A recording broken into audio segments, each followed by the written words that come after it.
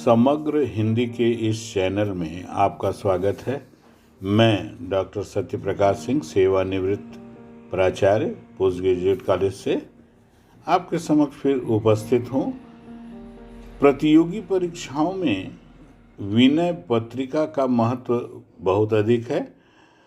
इसको लोग अनावश्यक समझकर छोड़ भी देते हैं, लेकिन ये बहुत लाभकारी आपके लिए होगा। वही बताने के लिए मैं आज आप उपस्थित हुआ हूँ। विनय पत्रिका में तुलसी का हृदयगत भाव व्यक्त हुआ है। इसमें तुलसी की एक निष्ठता, राम के प्रति अनन्य प्रेम की निवेदनात्मकता अभिव्यक्त हुई है।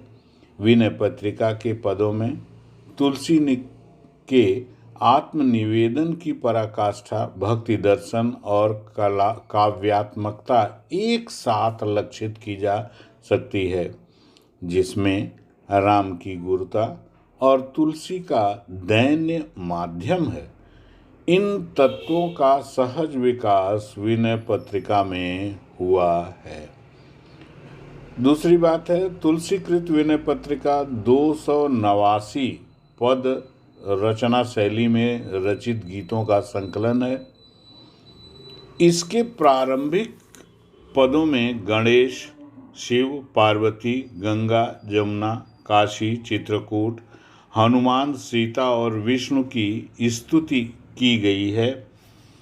समन्वयवादी दृष्टिकोण वाले तुलसी ने सभी देवी देवताओं की उपादेयता तभी तक मानी है जब उनके माध्यम से राम की भक्ति सुलभ हो। तुलसी को तो उसी देवी देवता से स्नेह ज़्यादा है जिसका राम से स्नेह है, अर्थात प्रत्यक्ष और परोक्ष रूप में तुलसी ने राम भक्ति का ही प्रतिपादन किया है। इसके उपरांत आत्मनिवेदनात्मक पद के भाव आते हैं। तुलसी का सरल हृदय सहज रूप से अभिव्यक्ति हुआ है। इसके अंतर्गत अस्तु विनय पत्रिका को हम यह कह सकते हैं कि हृदय प्रवेश, भक्तों का हृदय प्रवेश है। विनय पत्रिका के अंतिम 3 पदों में वो ज़्यादा महत्वपूर्ण है। में तुलसी हनुमान, शत्रुघ्न, भरत और लक्ष्मण से अनुरोध करते हैं कि राम से तुलसी के अनन्य प्रेम का समर्थन करें एवं उसका अनुमोदन भी करें। इनके अनुमोदन पर ही तुलसी की विनय पत्रिका राम के द्वारा स्वीकृत हो जाती है। अस्तु अत्यंत सूक्ष्म भावात्मक कथा सूत्र तुलसी के आत्मनिवेदन की गाथा में दृष्टिगत होता है।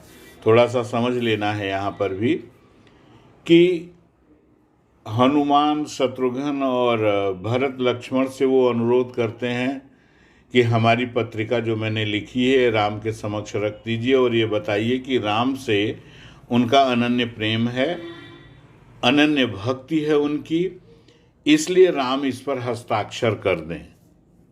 तो वो स्वीकृत हो जाती है जब ये लोग तुलसी की प्रशंसा राम के समक्ष करते हैं और राम की का हस्ताक्षर अंत में विनय पत्रिका पर होता है। तुलसी ने अपने रचना कौशल से स्वानुभूति जन्य कथानक का नियोजन किया है। इसमें पद शैली में मुक्तक रूप में भावजन्य कथा सूत्र का आत्मनिवेदन किया गया है। अगली बात है, विनय पत्रिका में आत्मानुभूति का ही प्रमुख आधार गुण है। फिर से इसको समझ लें, विनय पत्रिका में आत्मानुभूति का आत्मनिवेदन ही प्रमुख आधार एवं आधारभूत गुण है। विनय पत्रिका के सभी पदों में बार बार मन को सांसारिकता से विमुख होने का आदेश दिया गया है। साथ ही यह भी स्मरण कराते रहते हैं कि राम जैसा कोई नहीं है, अतः उनका नाम स्मरण करना आवश्यक है।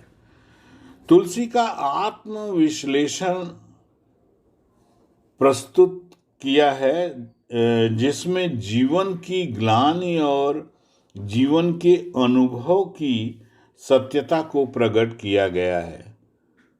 तात्पर्य क्या है? तुलसी ने अपना आत्मविश्लेषण तो किया है राम के प्रति, उनकी भक्ति के प्रति, जिसमें उन्होंने जीवन का सत्य क्या है यह बताया है।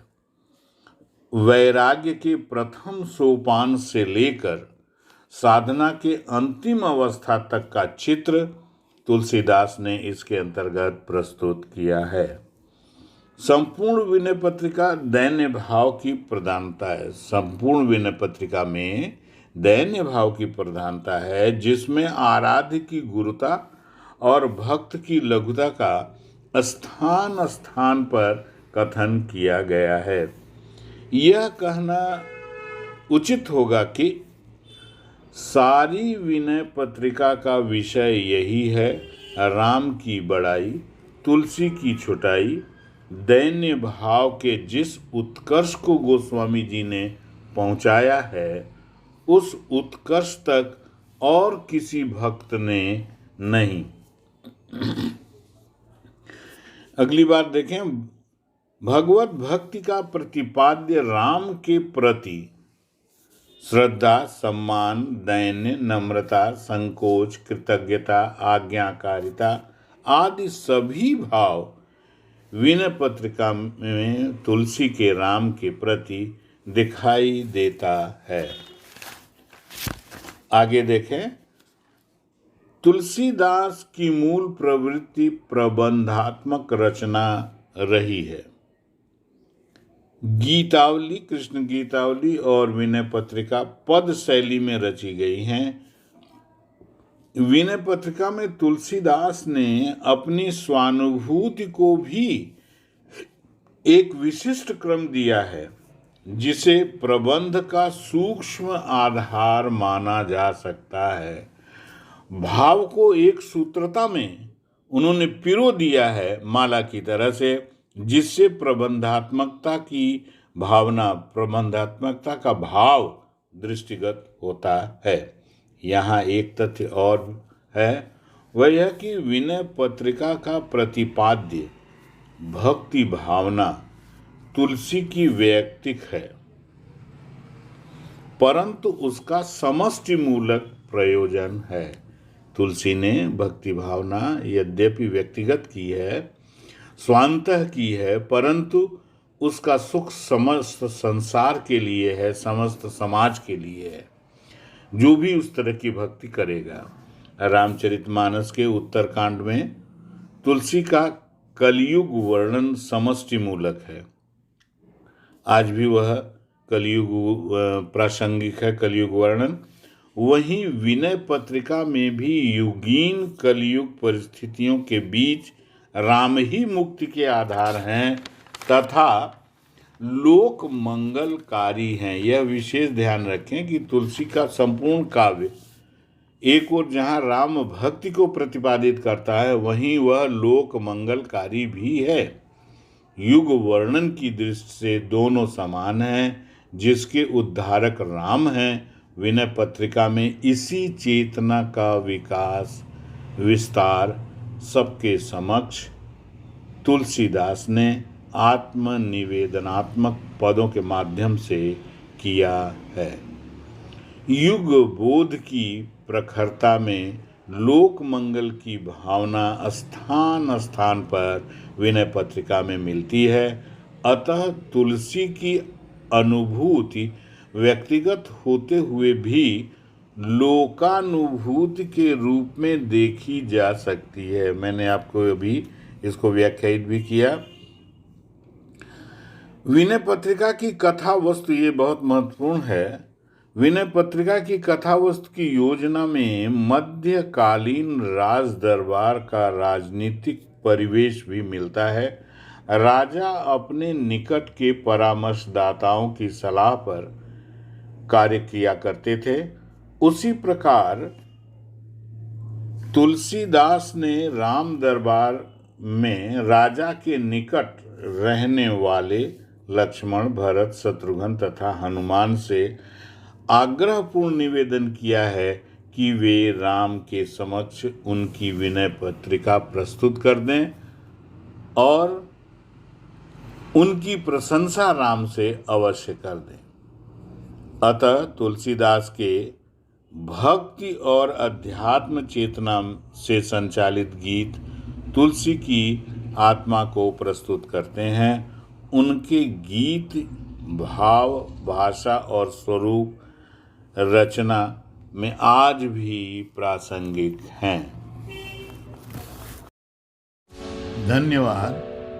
लाइक, सब्सक्राइब और शेयर करना न भूलें।